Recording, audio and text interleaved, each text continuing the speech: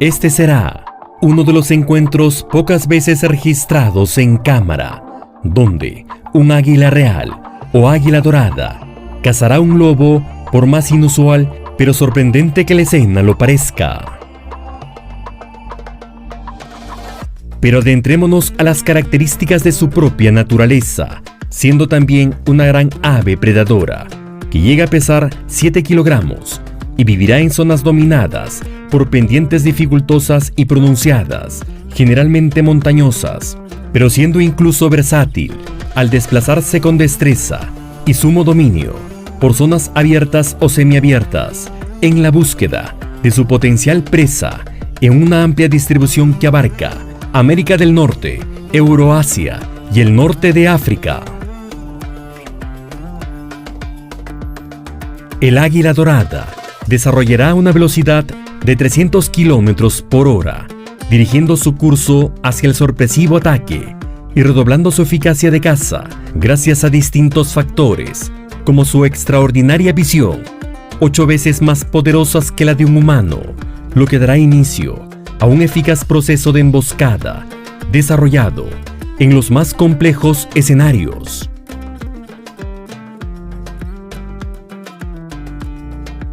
Donde sus garras serán aplicadas en el momento preciso sobre sus víctimas, ejerciendo como una principal arma de poder,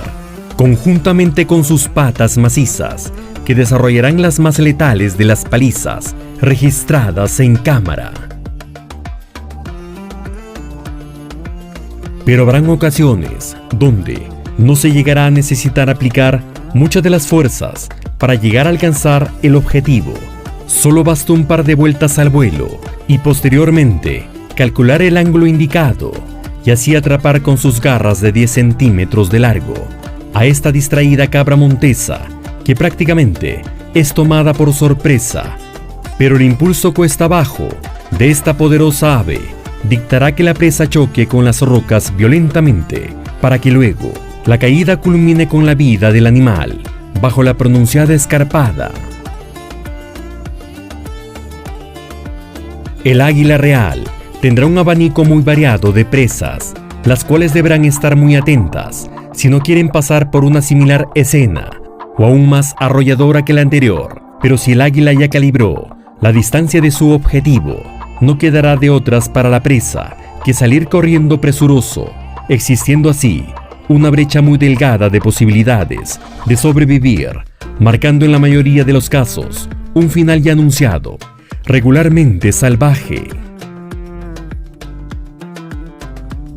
Por su parte, un zorro ya habrá advertido la presencia de un águila, lo que lo impulsará a correr inicialmente para salvar su vida, pero está claro que el águila lo llegará a alcanzar en contados segundos, desarrollándose uno de los encuentros más sorprendentes, dado que el zorro se enfrentará salvajemente al águila por la supervivencia.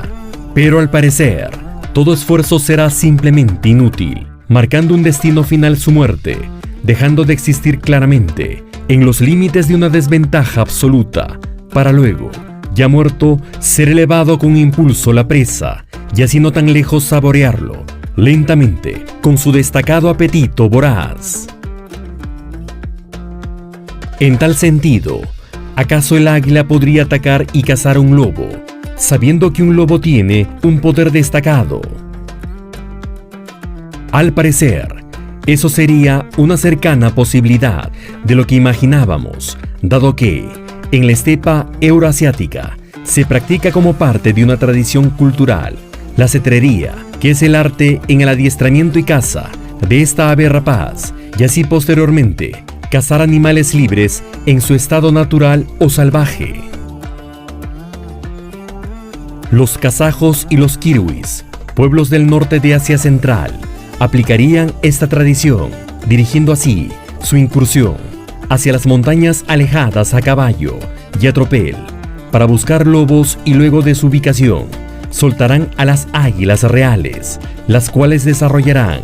una de las persecuciones no solo peligrosas, sino incluso violentas, pocas veces registradas a pulso, donde los picotazos y las demás artillerías trabajarán en conjunto